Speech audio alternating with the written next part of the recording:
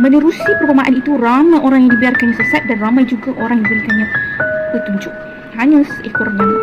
Dan perumpamaan, ramai juga yang Allah beri petunjuk dan juga yang dibiarkannya sesat. Namun tidak ada yang disesatkannya dengan perumpamaan itu, melainkan orang-orang yang fasik.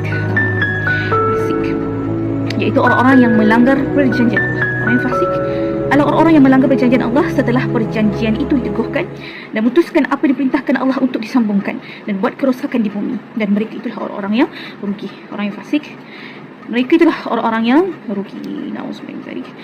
Semoga kita tak termasuk dalam golongan yang Allah maksudkan ni. Orang-orang apa dia, musyrik tadi. Masya-Allah. Nauzubillah min zalik.